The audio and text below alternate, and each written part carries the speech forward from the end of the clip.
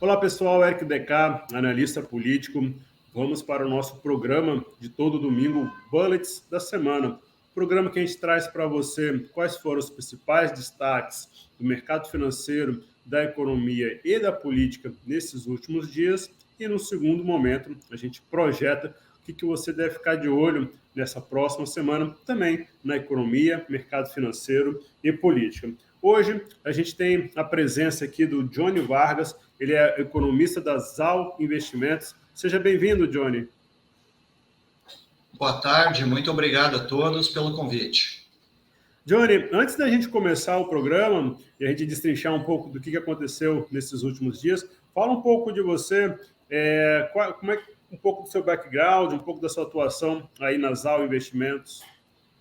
Sim, então aqui nós assessoramos os nossos investidores a tomar as melhores decisões, mapeamos os principais acontecimentos do mercado e os reflexos que isso podem trazer para suas carteiras de investimentos e procuramos aí fazer a orientação nesse sentido. Na ZAL aqui estou fazendo esse trabalho junto com o nosso time aqui de assessores há 3 anos, mas já tenho uma experiência pregressa aí de, além desses 3 anos, 18 anos anteriores aí em bancos privados brasileiros aí. Então, já são 22 anos atuando no sistema financeiro brasileiro, na área de investimentos, ajudando as pessoas a investir melhor. Legal, vamos explorar todo o seu skill, todo o seu background aí nesse programa. Indo direto ao ponto, Johnny, qual é o seu primeiro destaque dessa última semana? Foi o aumento da taxa de juros, né? Aumento da Selic em mais 1 ponto percentual, seguindo na trajetória de alta dos juros no Brasil. Ainda não parou, teremos mais. Desculpa, cortou aqui o finalzinho. Você poderia só refazer? Eu vou abrir de novo, tá? Porque esse finalzinho para mim ficou cortado. Tá bem. 3, 2, 1.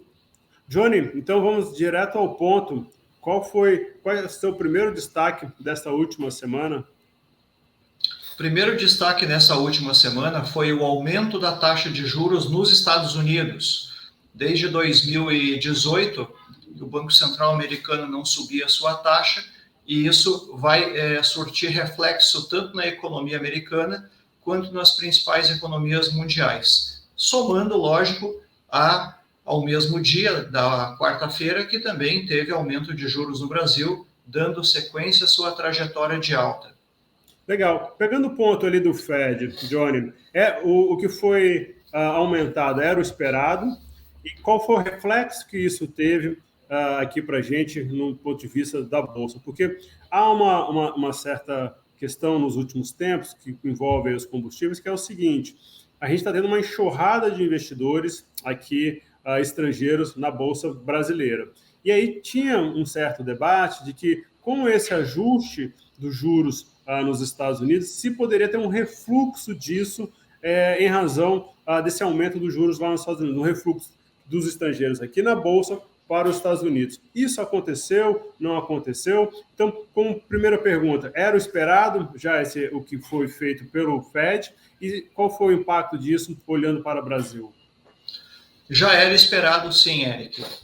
Não foi nenhuma surpresa esse aumento de 0,25, como não seria nenhuma surpresa se aumentasse 0,5% também, né, em função do contexto atual pelo qual atravessamos, sobretudo com relação ao preço dos combustíveis, do petróleo no mercado internacional.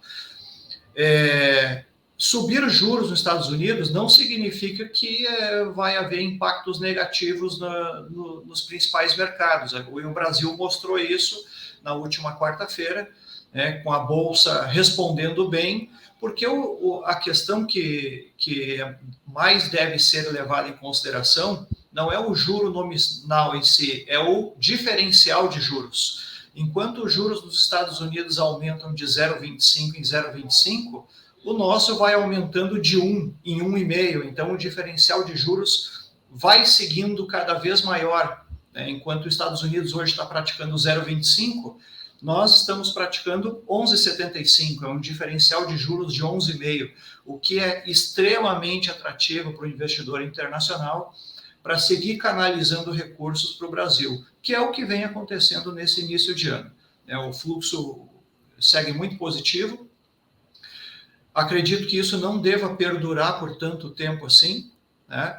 Mas, por hora, esse fluxo positivo está servindo, está nos auxiliando para fazer aquele contrapeso em relação ao preço do barril do petróleo no mercado internacional. O preço do barril do petróleo sobe, a cotação do dólar cai, então ajuda a pressionar um pouco menos o nosso processo inflacionário. E lembrando, né, que a última vez que os Estados Unidos aumentou juros foi em 2015, começou esse processo, né? Então saiu da crise lá de 2008, ficou até 2015, final de 2015 com juros zero, final de 2015 começou a subir juros. De 2015, final de 2015 a meados de 2018, os juros dos Estados Unidos saíram de 0 para 2,5. Nesse mesmo período, a nossa bolsa subiu praticamente mais ou menos 130%, com aumento de juros lá fora, né? Porque nós também tínhamos um juros alto aqui no Brasil. Então, o que vale mesmo é o diferencial de juros, e esse diferencial de juros vai seguir elevado pelo menos até o primeiro trimestre do ano que vem. Legal, você falou um ponto, tocou num ponto, Johnny, que é muito sensível no dia de hoje, que é essa questão do fluxo estrangeiro na Bolsa brasileira. Na sua análise, pelo que eu entendi, isso não vai perdurar por muito tempo. Qual é o seu timeline? O que você está olhando ali para o horizonte? Eu faço essa pergunta porque isso vai conversar diretamente justamente com essa questão do dólar, que está atrelada à questão do barril, que está atrelada à questão do combustível aqui no país. Então, só para a turma também ficar de olho nesse possível movimento, e já dentro dessa pergunta, Johnny, já que a gente está falando de câmbio, você vê algum outro gatilho para que o dólar possa disparar, tendo em vista que hoje ele está, de certa forma, comportado? O gatilho para o dólar, não vou dizer disparar, que eu não vejo espaço para o dólar disparar hoje, né? Mas para ele subir talvez uns 4, 5% acima da cotação atual, o gatilho é a eleição no Brasil, né? Então, à medida que nós estamos no mês de março até outubro, a gente está falando aí de 7 meses, mais ou menos, para as eleições. Até lá, muita coisa pode acontecer, muita notícia, muitas coligações, o mercado vai gostar de umas, vai rejeitar outras, talvez surja uma terceira via, se não surgir, né, ponderações vão começar a ser feitas em cima dos dois principais candidatos que estão ponteando as pesquisas, então a gente pode ter um estresse ligeiro que, no nosso entendimento, não deve ultrapassar 4 a 5% de correção em relação ao patamar atual. O dólar hoje está sendo negociado por volta de R$5 no dia de hoje, dessa semana, aliás, e pode chegar a 5,20 com o gatilho eleitoral. Lógico que temos cenários ainda com relação ao prolongamento dessa crise Rússia-Ucrânia. Quanto mais essa situação se estressar, quanto mais prolongar, mais incertezas podemos ter e talvez pode chegar algum momento em que os investidores comecem a correr mais para dólar, para moeda forte. E aí a gente vai ter uma pressão altista nos preços. Não podemos também descartar a questão da Covid-19 na China. A China teve, durante essa última semana, fechamento de grandes cidades, e posso citar aqui Shenzhen, uma das maiores cidades portuárias da China, local de grandes fabricantes de componentes eletrônicos, que teve que parar tudo, fechar tudo nessa última semana. Parece que na última sexta-feira, a gente começou a observar uma abertura gradual, né, do mercado de Shenzhen, da cidade de Shenzhen. Então, já começa a dar um alento com a redução do número de casos por lá. Mas essas são as principais variáveis, né, que nós entendemos que vão ser, aí, usando a palavra que tu mesmo colocou, gatilhos para provocar movimentações no câmbio. O cenário eleitoral brasileiro, nos próximos 7 meses, o quão vai durar essa crise Rússia-Ucrânia, acredito que esteja endereçado para uma negociação aí nas próximas semanas. E a questão da Covid da China aí, para a gente entender se realmente estará sob controle ou não. Com relação ao câmbio, esse é o ponto. E a primeira pergunta mesmo, você pode me lembrar? A primeira pergunta foi que você disse que acredita que não vai perdurar esse fluxo estrangeiro na Bolsa Brasileira. Qual é o seu timeline, só para a turma acompanhar na ponta do lápis? Vamos só pegar a contextualização disso, né? No ano passado, em que pese ter entrado dinheiro aqui no Brasil, para a nossa bolsa não veio tanto, o estrangeiro não pesou tanto para a nossa bolsa. E o índice Bovespa ano passado foi um dos índices mais desvalorizados do mundo, assim como a nossa moeda, né? O real frente ao dólar.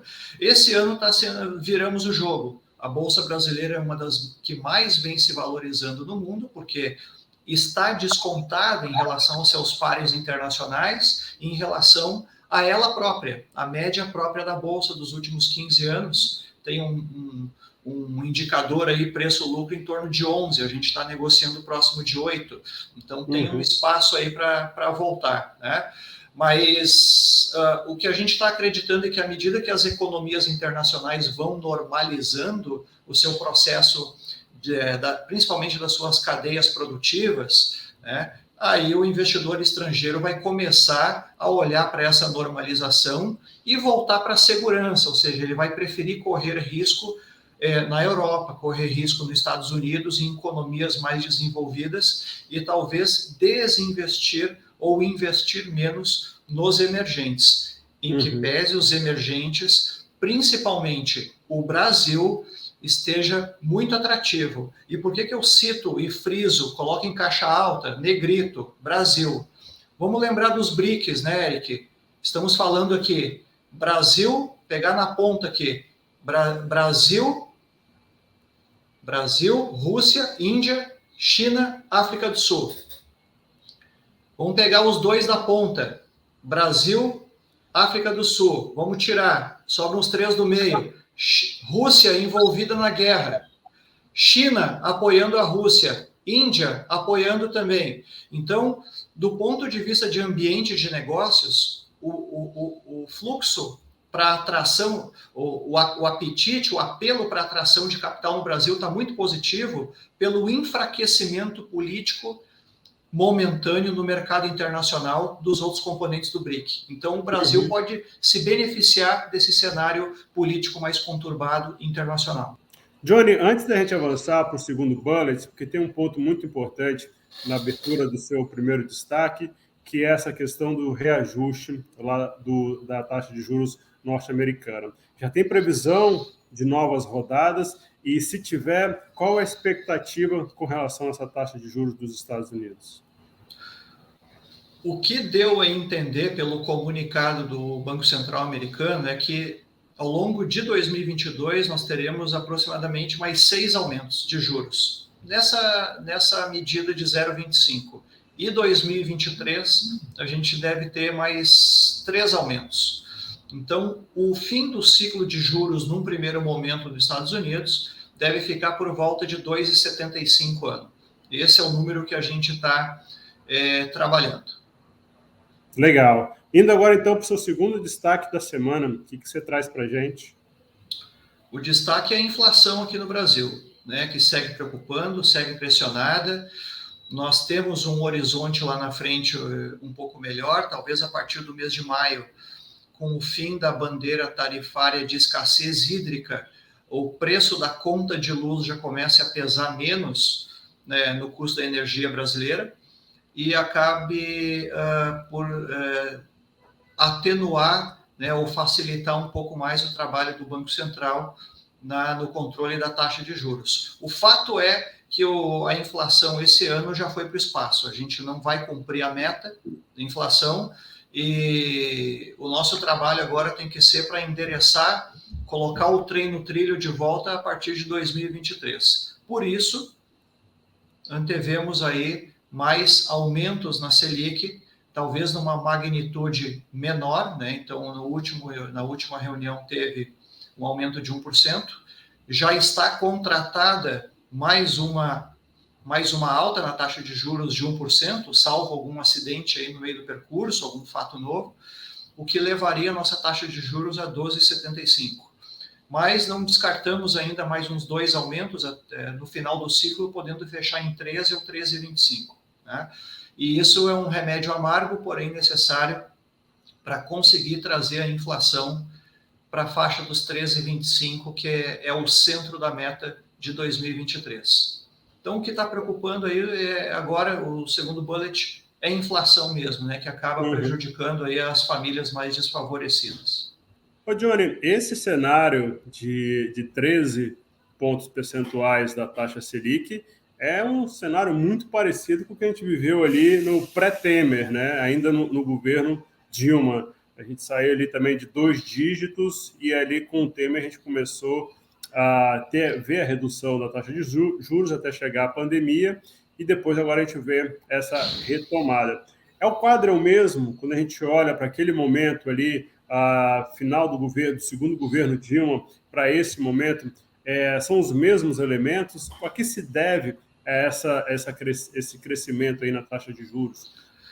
O momento é completamente diferente, os motivos são também totalmente diferentes. Naquele momento lá, a inflação, ela foi no primeiro governo, final do primeiro governo, início do segundo governo Dilma, ela foi puxada para baixo, como se tivesse uma mola e você está segurando a mola ali embaixo, principalmente segurando os preços administrados. Então, os preços públicos, preços administrados, né, preço de energia, lembra que houve um canetaço naquele momento em que não teve aumento, não teve repasse de preço de energia para a população, né?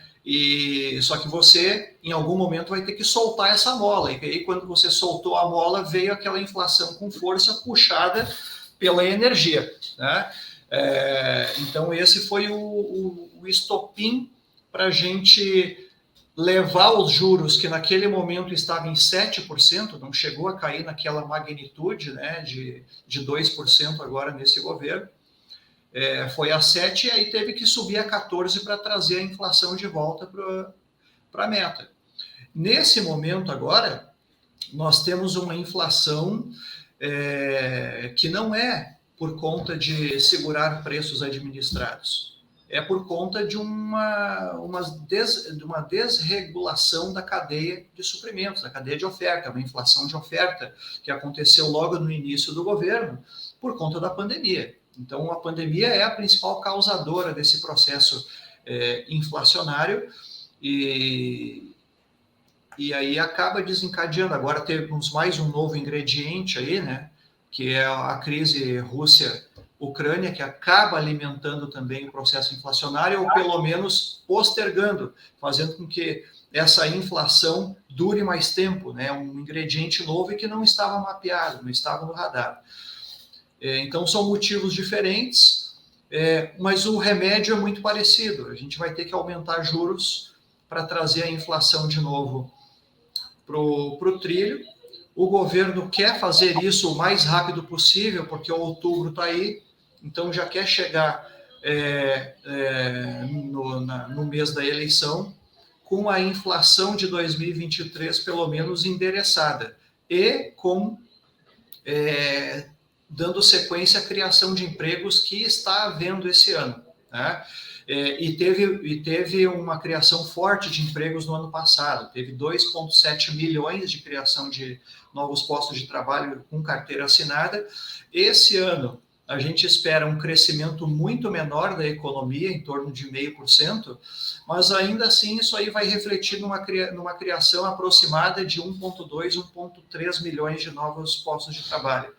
Então, dado o contexto internacional de saída de uma pandemia, né, a taxa de juros elevada, com muitos empresários pensando 2 vezes antes de fazer um investimento, antes de comprar uma máquina, antes de contratar uma pessoa, ainda assim a gente está esperando um pouco mais de 1 milhão de criação de postos de trabalho. O que, com mais renda, né, disponível no mercado, possa ser uma pressão inflacionária, mas não vai ser suficiente para fazer com que ela continue subindo. A taxa de juros, acho que vai cumprir esse papel e é isso que a gente está monitorando e esse é o cenário base aí da nossa visão.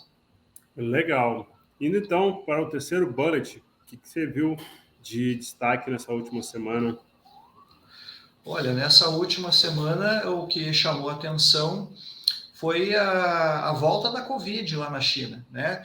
Lembrando que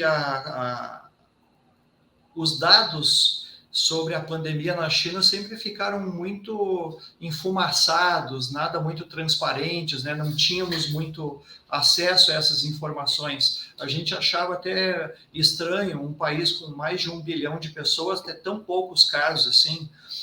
Ou eles trataram muito bem a questão, fechando bem as cidades, não permitindo realmente circulação, e os lockdowns lá funcionaram perfeitamente, ou dados estavam muito defasados, né? Enfim, coisas estranhas. Aí nessa semana a gente se depara com o fechamento de Shenzhen e de outras grandes cidades lá com mais de 10 milhões de pessoas, e isso acabou chamando a atenção. Hoje começaram a reabrir Shenzhen, né?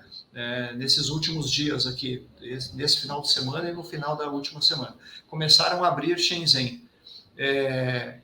O quão confiáveis são os dados vindos da China, né? É a maior economia do mundo, a segunda maior economia do mundo, no ritmo que está crescendo por 2028 ou 2029, estamos falando aqui de 6 ou 7 anos, deve ultrapassar os Estados Unidos em produção industrial, produção de riqueza, em produto interno bruto, mas e os dados?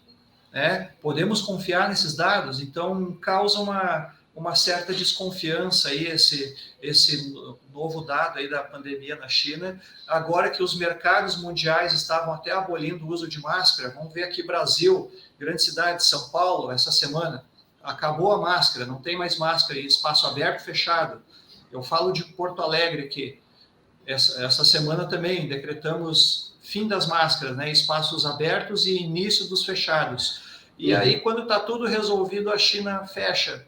Isso pode jogar um banho de água fria na recuperação econômica mundial, se realmente a coisa lá sair do controle. Parece que não é o caso, mas ligou aí uma luz amarela. Muito bom, Johnny. Agora, entrando um pouco na parte política que a gente viu na semana passada, quais foram os principais destaques?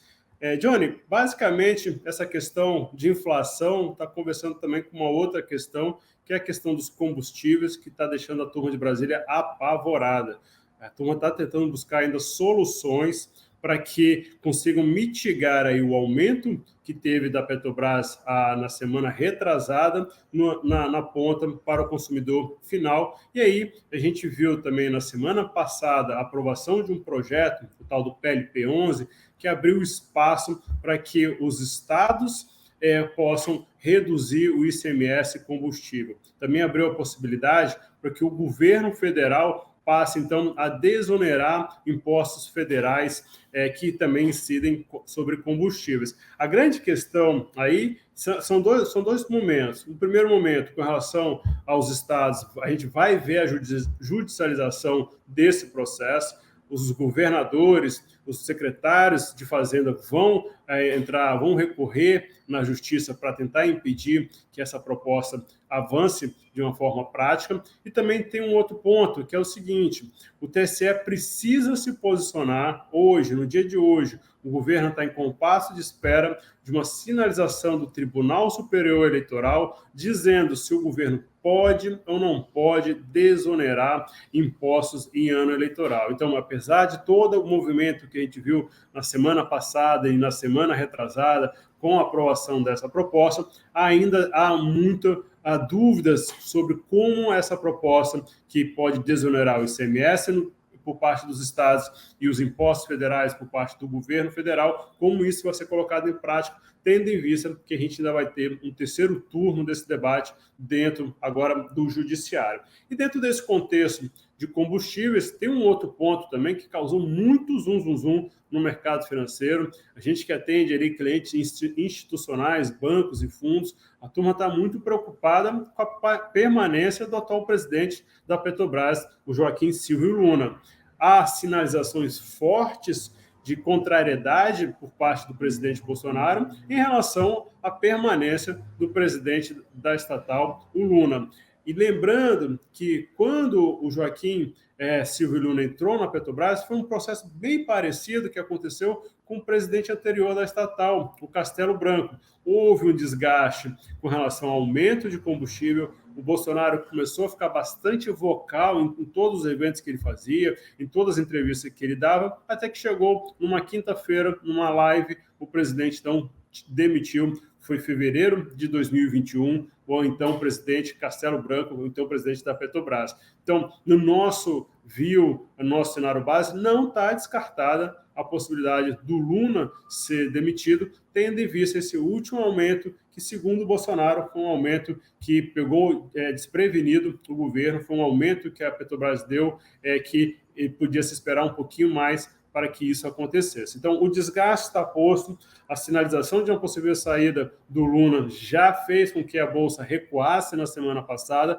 e a gente vai ver novos capítulos sobre isso. Fiquem de olho, porque isso deve impactar diretamente a questão aí das ações da Petrobras na Bolsa brasileira. Ainda dentro do contexto de combustíveis, se espera muito novas medidas, como eu disse para vocês, esse PLP ainda tem um terceiro turno, que ninguém sabe quando vai ser concluído esse terceiro turno no Judiciário, espera-se novas medidas, e entre elas que está quicando, uma peça nesse puzzle que a gente já vem colocando para vocês há algum tempo, é o subsídio. Há sim a possibilidade do governo a partir para essa questão de subsídio, vai ser por meio de um crédito extraordinário, e crédito extraordinário é dinheiro fora do teto do gás. É aí que poderia haver um maior estresse por parte do mercado financeiro, por parte da turma ali institucional, mas, de acordo com algumas conversas que a gente teve, isso não vai estressar, não vai ter grandes impactos, uma possível edição de crédito extraordinário fora do teto de gás para se fazer essa subvenção, para se apresentar esse subsídio nos combustíveis. E por que, Eric? Porque esse é um movimento que tem sido feito de uma forma mundial, o mundo todo, vários países estão indo nessa linha para tentar mitigar aí o aumento dos combustíveis. E por que isso é importante? Por que isso conversa com o que o Johnny trouxe? Porque uma inflação muito alta em ano eleitoral pode desgastar demais o mandatário que vai tentar uma reeleição. Então, o Bolsonaro está buscando medidas, e são medidas que devem ser colocadas no curto prazo, porque o Johnny depois pode até falar melhor do que eu. Para se mexer em inflação, uma medida hoje só vai ter impacto daqui a alguns meses. E daqui a alguns meses a gente está em plena eleição. Então, a gente está vendo ainda muita movimentação. Do ponto de vista de novas soluções, nós temos essa questão do subsídio que está quicando e a gente vai monitorar isso. Paralelo a essa questão, o nosso segundo bullet é o pacote de bondade do Bolsonaro. Há uma estimativa que esse pacote de bondade já pode chegar a 150 bilhões de impacto, e isso vai ser apresentado gradualmente até o meio do ano, numa tentativa aí de diminuir a rejeição do Bolsonaro na antessala, meses antes dessa eleição. Isso é importante, gente, porque é aquilo que a gente sempre sinalizou. Quem está com a caneta tem muito poder em ano eleitoral. Então, as pesquisas que a gente tem hoje não são pesquisas que vão revelar o humor do eleitor ali em outubro. Tem vários fatores. Essa questão da inflação, como o Johnny apresentou, a gente vai ter uma Selic aumentando, a gente também já está sinalizando que essa inflação não vai ficar bem controlada. Não ficando bem controlada, qual vai ser o humor do eleitor no dia da eleição, quando for abastecer o carro, quando for fazer um mercado, entre outras medidas. Então, assim, conversa diretamente com a questão política, conversa diretamente com a questão eleitoral, esse momento agora dos combustíveis, e a gente está esperando aí novas medidas, incluindo aí um pacote de bondades que entra a questão do FGTS, a turma vai poder sacar o FGTS, isso vai dar uma injeção na economia, também na economia brasileira, esse saque e possível gastos nessa parte. Já teve a redução do IOF, essa questão também deve sair mais informações nessas próximas semanas, e tem o IPI que conversa com os produtos industrializados. O governo já sinalizou que vai reduzir 25%, desonerar 25%, e isso pode chegar a 35%. Está tudo dentro desse esquema que eu falei para vocês, de uma tentativa de construir um pacote de bondades numa antessala das eleições. Além disso, a gente já está caminhando para a reta final deste mês, e até lá, gente, a gente vai ter que ter uma definição sobre Eduardo Leite. Afinal, ele vai ou não vai ser candidato a presidente pelo PSD? Tudo indica nos bastidores que tem caminho para isso. A gente vai ver isso acontecer nesses próximos dias, porque a gente está chegando já no final deste mês. Bem, esses são os principais destaques desta última semana. Johnny, voltando para você colocar todo mundo aí um norte. O que a gente tem que ficar atento? Tem alguma informação relevante aí para a gente ficar de olho com relação a esses próximos dias? Tem algum anúncio, tem alguma previsão, algum balanço para a gente ficar de olho que possa impactar o mercado? No final dessa última semana agora, o presidente chinês Xi Jinping e o Biden, presidente dos Estados Unidos, conversaram pela primeira vez sobre o tema da guerra e chegaram a uma conclusão de que a guerra não é interessante para ninguém. Então, o ponto de atenção aí que eu cuidaria ao longo dessa próxima semana que se inicia são as negociações para encaminhar para o fim do conflito. Né? Acho que isso é o que está todo mundo esperando. Essa é a principal. Né? O mundo precisa de uma certa previsibilidade para tocar sua vida, tocar seus projetos, e numa região importante ali do globo, em que circula grande parte da produção de petróleo mundial, da produção de gás natural, né? Abastece a Europa, né? Então, muita atenção aí para esse desenrolar ao longo dessa semana aí da guerra, da negociação aí envolvendo Ucrânia, Rússia e com os principais agentes aí mundiais tentando dar um suporte nesse sentido. Esse é um ponto que eu chamaria, né, para atenção para o pessoal cuidar. Além disso, você citou bem aí, né, sobre o pacote de bondades ao longo do ano. O governo também anunciou ali a antecipação do 13º salário, né, do INSS para os aposentados, somados à liberação do fundo de garantia, uma parcela de até R$1.000. Isso pode injetar aproximadamente a soma dos dois, cerca de 86 bilhões de reais na economia nos próximos meses, para reativar, para as pessoas consumirem, enfim. Então, acho que esses dois pontos aí eu chamaria atenção. A questão do desenrolar da guerra na próxima semana e aos prazos para a liberação dos recursos aí, da antecipação do INSS, o calendário de pagamentos, e o pagamento do FGTS. Legal. E da parte política, todas as atenções pela permanência do presidente da Petrobras. A gente pode ter um anúncio a qualquer momento, tá, gente? Eu não estou dizendo que vai acontecer, mas há prenúncios de que isso possa acontecer. E tem um ponto muito importante, tá, gente? A saída do presidente da Petrobras não quer dizer que haverá mudança na política de preço de combustível da estatal. A gente teve essa mudança ali no início do ano passado e agora pode ter uma nova mudança. Essa mudança não significa uma possível alteração na política de preço, porque existe um conselho da estatal, e é esse conselho, de forma colegiada, com todo mundo participando, que dita ali para onde que a estatal vai, do ponto de vista dessas questões que envolvem a política de preço. Então, vai causar ruído, vai ser lido como uma intervenção, mas uma intervenção prática, que seria agora o governo muda a política de preço, isso não acontece, porque passa ali por um muro muito alto que se chama Conselho da Petrobras. Então, vamos ficar de olho. Isso já tem causado um certo zum dentro do mercado, já tem uns 7 dias, e em acontecendo deve ter um impacto. E o segundo ponto é esperar justamente o que vem de nova medida. Essa última semana houve muita reunião aqui em Brasília entre a equipe econômica, entre a Casa Civil, para ver qual é o time e qual é a extensão de uma nova medida para desoneração aí dos combustíveis. Então, esses são os dois pontos principais que eu chamo a atenção para vocês. Se tiver outras questões paralelas, de anúncio de leite, anúncio de desistência na terceira via ou algo do tipo, não vai causar grande impacto. O que vai causar impacto hoje são esses dois temas. Bem, gente, Esse foi o nosso Bullets da semana. Johnny, agradeço demais o seu tempo, agradeço demais por ter dividido com a gente essa última meia hora de bate-papo e abro aqui o espaço para as considerações finais. Bom, agradeço o convite. Queria lembrar os investidores, os telespectadores, né, de que voltamos aos 1% ao mês de rentabilidade na renda fixa. Então, em meio a momentos de crise, surgem oportunidades, então conclamo aos investidores aí que tenham disponibilidades para fazer seus investimentos.